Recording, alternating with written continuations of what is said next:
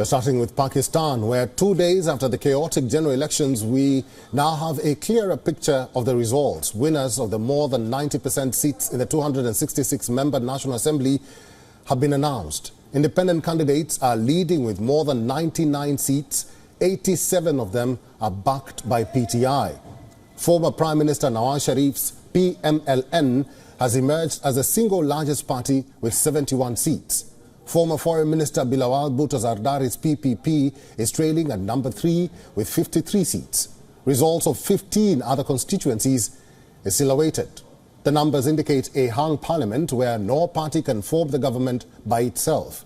Nawaz Sharif has already called for an alliance with other groups, and reports say the negotiations have already begun. To be able to form the government, any party or alliance would need at least 134 seats. At the moment, PML-N is in talks with PPP, but the combined strength of the two parties at the moment is still short of the 134 mark. So they will need to rope in more parties, possible the MQM or even independent candidates. But there are hurdles to a potential PPP-PML-N alliance itself. The PPP is internally divided on the issue. PPP co-chair Asif Ali Zardari seems to be okay with Nawaz Sharif being the Prime Minister, but another co-chair, Bilawal Bhutto Zardari, is a staunch critic of Nawaz Sharif. It seems unlikely that Bilawal Bhutto Zardari would agree to be part of a government under Nawaz Sharif. That leaves the PML-N with the option of either making Nawaz's younger brother, Shehbaz Sharif, as the Prime Minister again, or to not be in power at all. But again, a lot can change in politics in a very short time. Negotiations between Shehbaz Sharif from PML-N and PPP's Asif Ali Zardari are still underway. So a possible compromise would not come as a surprise.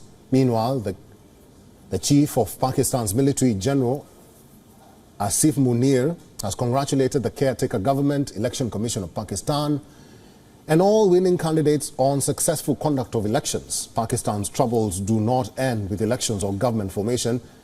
An IMF review mission is likely to arrive in Pakistan shortly. The delegation would discuss the $3 billion standby arrangement program. Amid ongoing economic crisis, Pakistan direly needs the standby arrangement. The second review is expected in mid-March.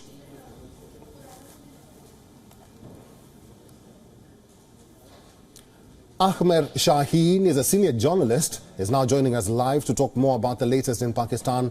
Ahmed, good to see you and welcome. Thank you for having me. I want to start by looking at the process itself. Despite several quarters claiming that there were irregularities in the voting, what's your observation of the whole process? Was it free, fair, or transparent, or far from it? So yesterday, when the polling was about to start, as soon as it started, I was actually live on WION, and I was talking about what to expect. And I was very clear about it. Usually, journalists are not so sure, and they don't want to bank their credibility on assumptions. But I was pretty sure about it, and the person interviewing me was very surprised, and I predicted exactly how it will happen, because there was no other way it would happen. And the way rigging would have taken place, I surprised one of your anchors saying that rigging will 100% take place, and I told them exactly how. I told them that the polling has started, but major cities like Karachi, Lahore, Rawalpindi, Islamabad, especially Karachi, polling will not start on time. And polling staff will be abducted or disappeared, and that's where the rigging starts, physical rigging.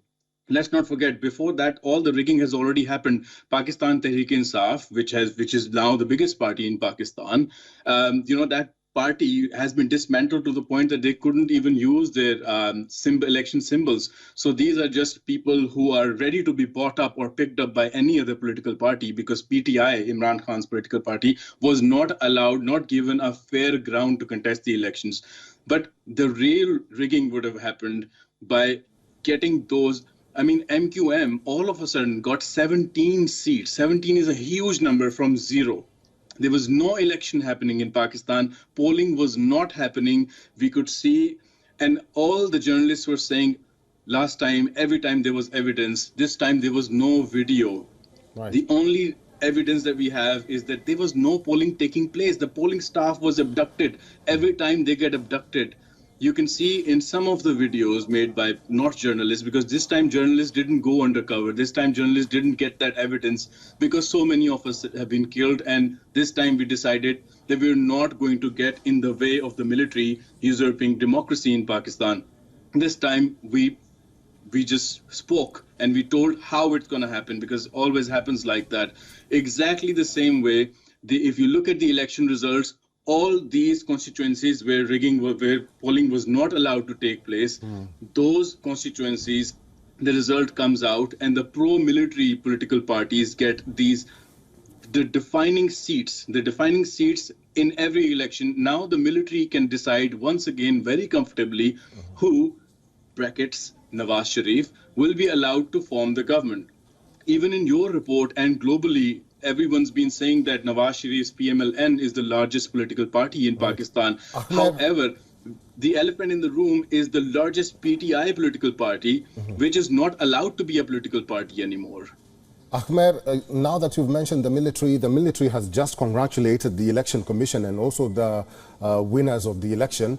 We'll talk about that shortly. But Imran Khan is one of the quarters who claimed rigging and electoral malpractice in the elections and claimed that his party-backed independent candidates are winning over 170 seats. He also lambasted his rival Nawaz Sharif for giving a victory speech despite trailing by 30 seats. But there's an interesting statement that he made in his AI-enabled speech. He said that the London plan has failed. What plan was he talking about? The London plan is the plan in which he allegedly blames the Pakistani military and the leaders of Pakistani political parties, especially Nawaz Sharif. They planned, allegedly, I don't buy into that narrative, allegedly they made a whole plan how to get rid of Imran Khan. And Imran Khan's excuse is this was Imran Khan specific.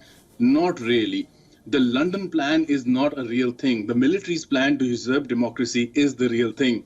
This time, top journalists have already come out and exposed the military's plan to usurp democracy, because this time it was a simple plan. It was a simple photocopy plan of last time. Last time, MQM, the militant party, and other extremist parties were given the deciding votes. These constituencies, the military does not allow elections to take place in those constituencies. Now, people argue, what about other constituencies where there was no rigging? The problem is they don't have to rig all the seats. They just have to rig enough seats to make sure that the government can only be formed if the military's selected politicians who have to win without elections, if they join. So if MQM and other military-aligned political parties joined People's Party, then People's Party can form a government. If they join PML-N, then PML-N can form a government. And if PTI is allowed to become a party again, then once again PTI can form with MQM and other pro-military parties a government without Nawaz Sharif and without Bilawal Bhutto Zardari of People's Party. So the military now can decide who is going to become the CEO of an enterprise that they own, also a country called Pakistan. The military can decide today that Imran Khan's political party can be in power because it's the largest political party. I mean, Nawaz Sharif's party isn't. However, the plan is to get PML-N, Nawaz Sharif, to form the government. And the first time in Pakistan, there has been a huge reaction against the military. If you look at the voting, it is so surprising that people, wherever they were allowed to vote, have come out and voted against the military. Against military intervention, they have voted for people they don't even know. And they were saying even if an electricity poll contests the elections now, and if the election is against the military usurpation of democracy, they will win. Okay. You know, as soon as the results started coming in, there was a landslide by PTI. And PTI has been oppressing journalists, so I'm not a supporter of PTI. But the mandate has to be respected. The results started pouring in, and PTI was going to clean sweep the elections, along with Pakistan People's Party as well. Ahmed, And then at that time, once again, the results stopped coming in, as we had predicted. And then the results, as soon as the results resumed later on, much later on, Ahmed, by the time I have to interject you again. I'm sorry. I have to interject you again. We are out of time. We would have talked about Pakistan moreover. I wanted to know your predictions, but again, I'm sorry, we are out of time. I've been talking to Ahmed Shaheen. He's a senior journalist. Thank you very much for talking to us today. Thank you for having me. For all the latest news, download the WION app and subscribe to our YouTube channel.